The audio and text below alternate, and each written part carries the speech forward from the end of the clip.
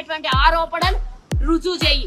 నిజంగా దమ్ము లేని వెధవ నువ్వు నీ చెల్లెల ఫోన్లు ట్యాప్ చేపించి, నీ భార్య ఫోన్లు ట్యాప్ చేపించి, చుట్టాలై పక్కాలై లేడీస్ వి అందరి ఫోన్లు ట్యాపింగ్ చేపించి, సెలబ్రిటీ వ్యాపారస్తులు అందరి ఫోన్లు ట్యాపింగ్ చేపించి, బ్లాక్ మెయిల్ చేసి డబ్బులు వసూలు చేసి వాళ్ళ జీవితాల్ని నాశనం చేసింది మీరైతే, మీరు వచ్చి ఈ రోజు రేవంత్ రెడ్డి గారి మీద అంటావు. ఎడదొచ్చినవరా నువ్వు రేవంత్ రెడ్డిని?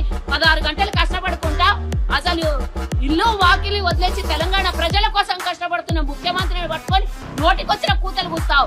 నువ్వు చేసి తప్పుడు పనులు చేసి దొంగ పనులు చేసి వెనకాల తిరుగుతున్నావు కదా తగుదనమ్మా అని.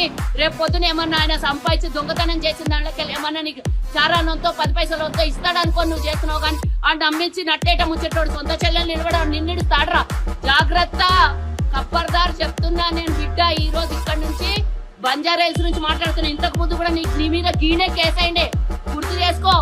లేడీస్ విషయాలల్లో నువ్వు ఇబ్బంది పెట్టినావని గీ పోలీస్ స్టేషన్ లోనే వచ్చి కంప్లైంట్ ఇచ్చారు. అప్పుడు నువ్వు కాంగ్రెస్ పార్టీలు ఉన్నాను ఇప్పుడు చెప్తున్నావు కదా, కాంగ్రెస్ పార్టీలు ఉన్నప్పుడే నీ వ్యవహారాలు విచ్చల విడితనం మీద ఈడొచ్చి ఒక కంప్లైంట్ ఇస్తే మేమున్నాం. అప్పుడు నువ్వు ఈ రోజు ఇక్కడనే పోలీస్ స్టేషన్ లో నిలబడి ఉన్నా రా. నువ్వేం ఆధారాలు తీసుకొస్తావు? ఇంకెందుకు లేట్ చేస్తున్నావు? ఆధారాలు ఉన్నాను ఉట్టిగానే గాలికి ఆధారాలు లేకుండా మీడియా ముంగల కూర్చొని హైలైట్ కావాలి.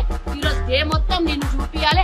ఎందుకంటే ఢిల్లీ నడిబొట్టున 42% రిజర్వేషన్ కోసం ఓబీసీలంతా ఏకమై దేశం మొత్తం అందరు వచ్చి ఆడ మాట్లాడుతున్నారు. అది మాట్లాడింది కనబడొద్దు రాష్ట్ర ప్రజలకి, కాంగ్రెస్ చేసిన గొప్పతనం ప్రజలకు తెలియవద్దు అని నీతో తొత్తుగాంతోని ఈ రోజు ప్రెస్ మీట్ పెట్టించి మాట్లాడిస్తున్నటువంటి దొంగలకు, నిన్ను అందరినీ నీ వర్గాన్నంతా దొంగల మూట అలీబాబా చాలిచ్చారు. దొంగల మూటకి నేను హెచ్చరిస్తున్నా.